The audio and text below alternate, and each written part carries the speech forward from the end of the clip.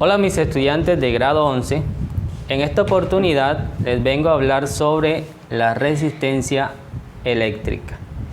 Como podemos ver en la siguiente imagen, cuando un cuerpo intenta ser atravesado por una carga que es impulsada por una tensión o voltaje, dicho cuerpo le ofrece una dificultad, una resistencia, se opone al paso de dichas cargas. Y en algunos cuerpos esta dificultad es mucho más fuerte.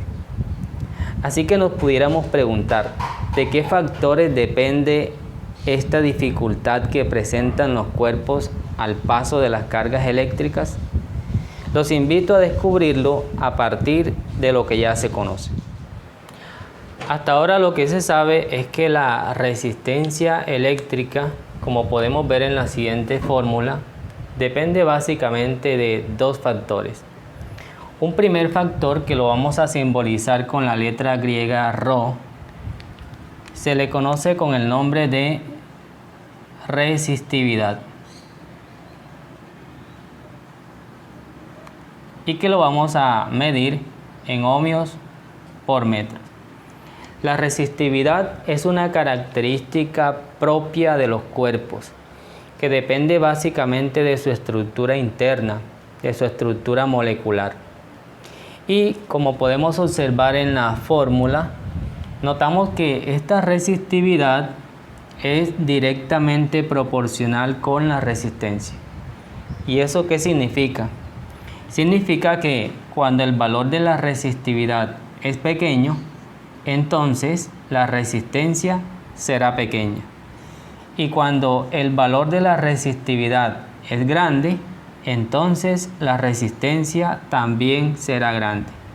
Así como se comporta la resistividad, se comporta la resistencia. En algunos materiales se ha calculado, en el caso del cobre, que el valor de su resistividad tiene un valor aproximado de 1,69 por 10 a la menos 8 ohmios por metro.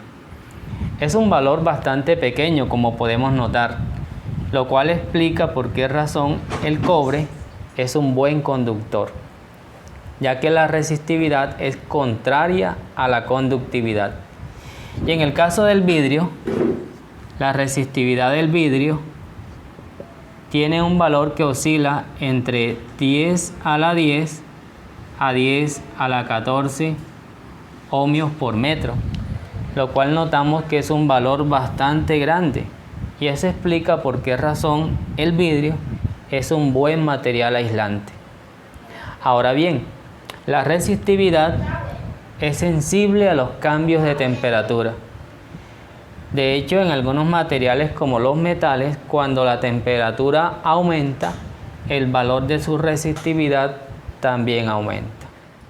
El segundo factor del que depende la resistencia es de la geometría del cuerpo, y eso se ve reflejado en las cantidades L y A, donde L representa la longitud del cuerpo y A representa el calibre, el grosor, más conocido como el área de la sección transversal.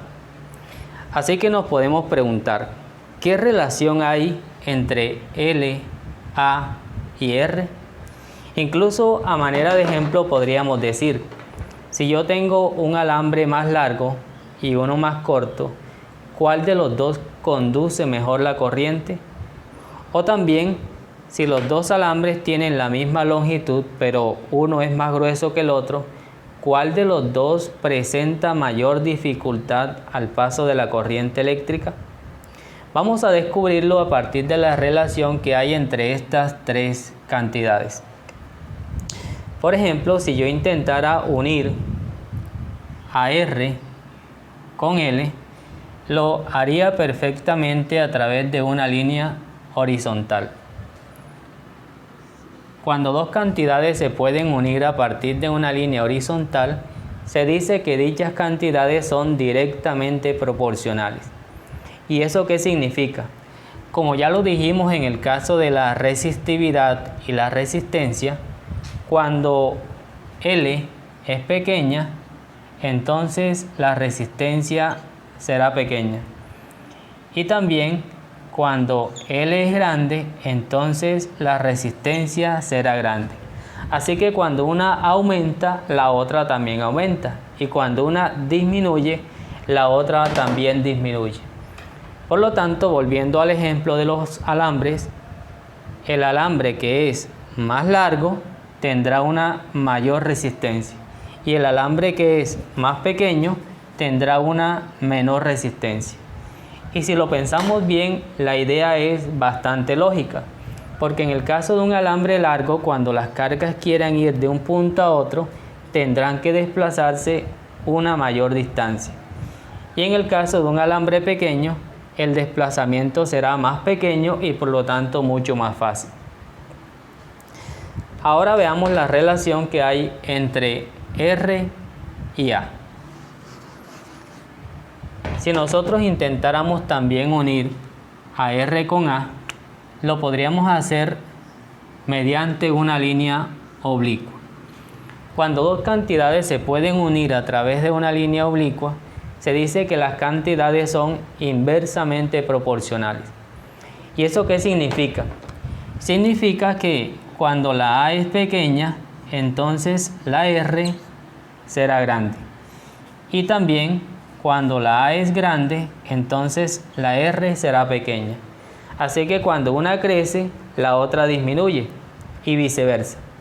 En nuestro ejemplo, si tenemos dos alambres de la misma longitud y suponiendo que son del mismo material y que tienen la misma resistividad, pero que uno es más grueso que otro, notamos que el alambre que es más grueso, que tiene mayor A, tendrá una menor resistencia.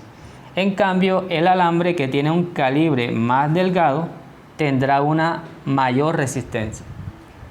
Y si lo pensamos bien, la idea también suena bastante lógica, porque en un alambre grueso las cargas tendrán un camino más amplio por donde desplazarse, contrario a lo que sucede en un alambre delgado.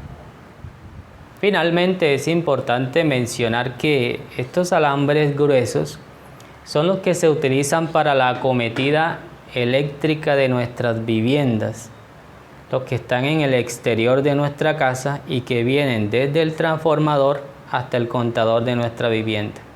Y se utilizan gruesos porque, como aprendimos, los alambres gruesos transportan una mayor corriente. Y también en el interior de nuestra vivienda se utilizan alambres más delgados, ya que por dentro no se necesitan corrientes muy altas. En el comercio, los alambres se suelen diferenciar mediante números. Los números más altos se le asignan a los alambres más delgados y los más bajos se le asignan a los alambres más gruesos. Este alambre que tengo aquí es número 6, más grueso, y este otro alambre es número 12, más delgado. Esto es todo, mis queridos estudiantes, y espero que les haya gustado el video y nos vemos en una próxima cita.